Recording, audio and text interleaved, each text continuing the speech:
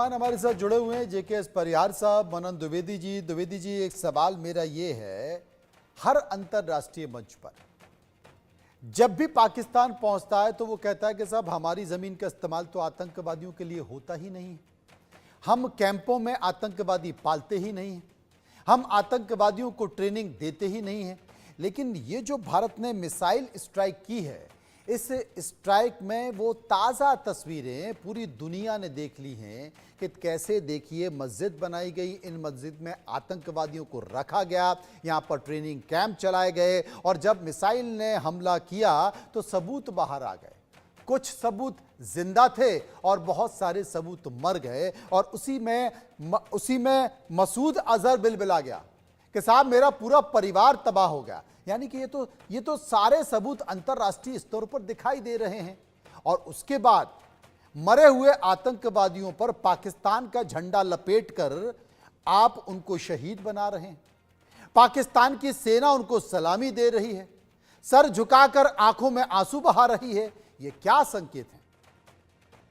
देखिए, इसमें सबसे बड़ी बात है कि ये एक पाकिस्तान द्वारा रचित एसिमेट्रिक वॉरफेयर की बातचीत है और उनका जो प्रॉक्सी वॉर है, जो उनके जो जनरल परवेज मुशर्रफ वगैरह, उससे पहले जुल्फिकार अली भुट्टो भी ये बात करते थे कि भाई 1000 कट से हम लोग इंडिया को ब्लीड करेंगे।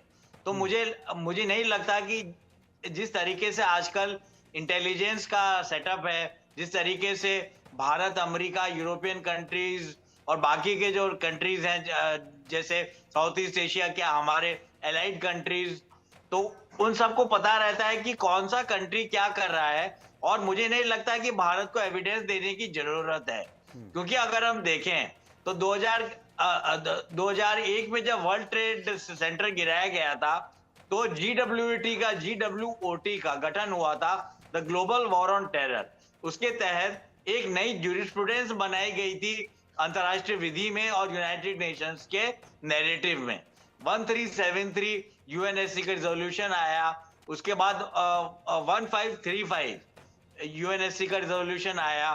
तो उन्होंने हर कंट्री को ये ताकीद की, इंस्ट्रक्ट किया गया कि आप एनुअल रिपोर्ट्स हम लोगों को देंगे कि आपके यहाँ कौन कौन से टेरर ग्रुप्स एक्टिव हैं और आप लोगों ने क्या क्या रिफॉर्म लाए हैं अपनी पुलिसिंग में और अपनी सिक्योरिटी एजेंसीज में इस साल भर के दौरान, और कहां गलतियां हुई और कहां टेररिस्ट अटैक आपके देश में, आपके राष्ट्र में हुए। तो मुझे लगता है कि अंतर्राष्ट्रीय संबंधों में यह अवधारणा होती है रिजीम की। तो रिजीम के चलते ये रिजीम बहुत पहले से एक्टिव है और जो विक्टिम कंट्रीज हैं टेररिज्म के, जैसे इजराइल, भारत और अमेरिका, इन तीनों कंट्रीज ने सब कुछ सहा है। और पर हम लोगों ने भी अच्छी सीख ली है इजराइल से और अमेरिका से कि टेकिंग आउट टेररिस्ट, मतलब उनमें, उनके घर में घुस के ही मारना। तो एक तरीके से एक और अंतरराष्ट्रीय विधि का नियम है प्रीएम्पशन, जिसको मैं हिंदी में समझाता हूं। प्रीएम्पशन का मतलब है कि अगर हमको शक है, संदेह है, शुबा है कि टेरर कैंप्स हैं पाकिस्तान में और वहां की सरकार एक तरीके से एक टेरर संकाय की तरह चल रही है और वहां के जो मदरसे हैं वो भी टेरर संकाय वहां पर होती है, टेरर फैकल्टी वहां पर होती है, रेडिकलाइजेशन होता है, तो प्रीएम्प्ट करके हमारी सरकार ने, हमारी वीर और हमारी डिटरमिन्ड सेना ने वहां पर ऑपरेशन सिंदूर किया है। तो एक तरीके से अब देखने वाली बात यह है कि कहीं ये asymmetric war full fledged conventional war में तब्दील होगा या नहीं। हालांकि पाकिस्तान की तरफ से तो धमकी दी जा रही है, संसद में इसी तरह की धमकी दी है कि भाई समय और जगह हम तय करेंगे, हम हमला जरूर करेंगे, क्योंकि ये वॉर एक्ट है। परिहार साहब मेरे साथ मौजूद हैं। परिहार साहब, आज चूंकि भारत जश्न मना रहा है, पहलगांव हमले में जो भारत के लोग मारे गए उनका बदला आज लेने की कोशिश की गई है और एक चुटकी सिंदूर की कीमत आज पाकिस्तान को समझ में आ गई होगी। सबसे बड़ी बात है कि हर हमले की रिकॉर्डिंग की गई है। रिकॉर्डिंग इसलिए संभाल के की गई है क्योंकि पता था कि पाकिस्तान क्या आरोप लगाएगा। पाकिस्तान आरोप लगा भी रहा है कि सब मस्जिदों पर हमले किए गए और जो सिविलियंस हैं उनके ठिकाने पर हमले किए, लेकिन भारत के पास सारी रिकॉर्डिंग है और उन रिकॉर्डिंग को भारत सरकार ने जारी भी कर दिया है, दिखा भी दिया है, तमाम डिप्लोमेट्स को भी दिखाया है, राजदूत को भी दिखाया है और दूसरे देशों को भी अपने ऑपरेशन की जानकारी दे दी है। लेकिन एक सवाल मेरा आपसे ये है, अगर कोई निशाना चूक जाता और वाकई ये मिसाइल सिविलियंस में चली जाती तो एक बड़ी घटना हो जाती और पाकिस्तान अंतर्राष्ट्रीय स्तर पर बड़ा बवाल मचा देता। इसलिए मैं आपसे पूछना चाहता हूं कि भारत ने इस हमले में मिसाइल स्ट्राइक ही क्यों की और मिसाइल स्ट्राइक में स्कैल्प मिसाइल का इस्तेमाल क्यों किया?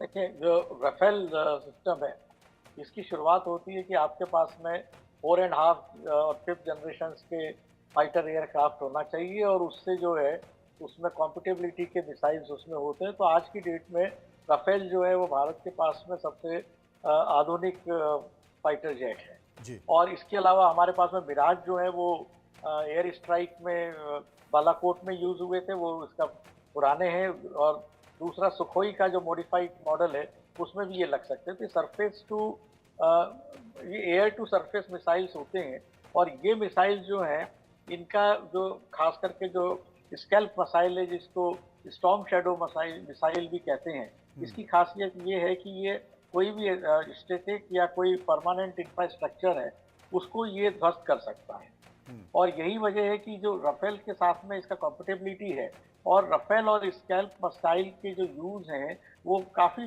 बार दुनिया में अलग अलग उसमें युद्धों में और ऑपरेशंस में हो चुके हैं। ये वेल टेस्टेड मिसाइल सिस्टम हमारे पास में है।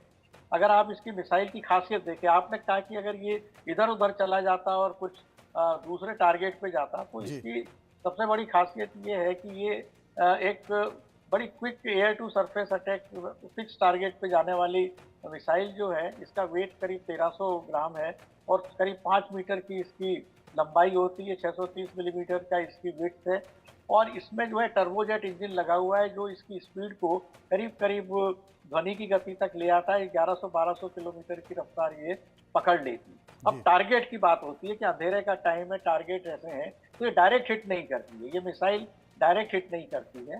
ये मिसाइल पहले वर्टिकली अप जाती है ताकि ये नेविगेशन सिस्टम जो इसको सपोर्ट कर रहे हैं उससे ये जो है अपने टारगेट को री आइडेंटिफाई करती है और उस पर डायरेक्ट हिट करती है। फिर ये नीचे वर्टिकली अप डाउन होकर और उसको हिट करती है। इसकी वजह से इसकी जो कैपेबिलिटी है वो प्रिसीजन में काफ़ी ज़्यादा इसमें बढ़ जाती है।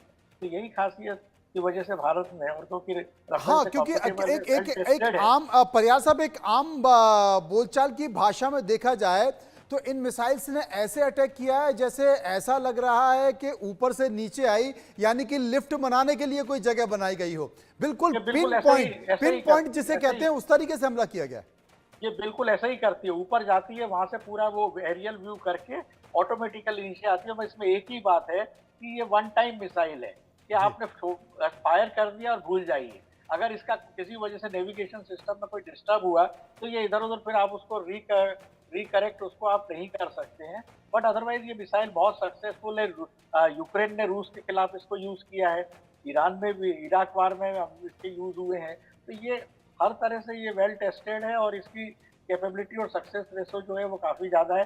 तो राफेल का कॉम्बिनेशन विद स्कैल्प और हमारे फाइटर पायलट जो इसको हैंडल करते हैं वो इसमें बहुत काफ़ी कुछ इसमें मायने रखता है। काफ़ी चीज़ें मायने रखती हैं। मनन द्विवेदी मेरे साथ मौजूद है। मनन द्विवेदी, अंतर्राष्ट्रीय स्तर पर अब देखा जाए, क्योंकि पूरी दुनिया देख रही है कि अब भारत का रुख क्या होगा, पाकिस्तान का रुख क्या होगा, और भारत कभी भी पहल नहीं करता। भारत ने जब ये हमला किया और हमले के बाद पूरे विश्व के लिए एक प्रेस कॉन्फ्रेंस की जिसमें कहा कि हमने पाकिस्तान के सैन्य ठिकानों को निशाना नहीं बनाया है, हमने सिविलियंस के ठिकानों को निशाना नहीं बनाया, हमने सिर्फ और सिर्फ आतंकी ठिकानों को निशाना बनाया है, हमला किया है और वो हमारा अधिकार है। लेकिन भारत तैयार है और भारत कह रहा है कि ये अभी ट्रेलर है, फिल्म बाकी है। भारत भी मानता है कि पाकिस्तान कुछ ना कुछ करेगा और निश्चित तौर पर वो सिविलियंस को निशाना बनाएगा। वो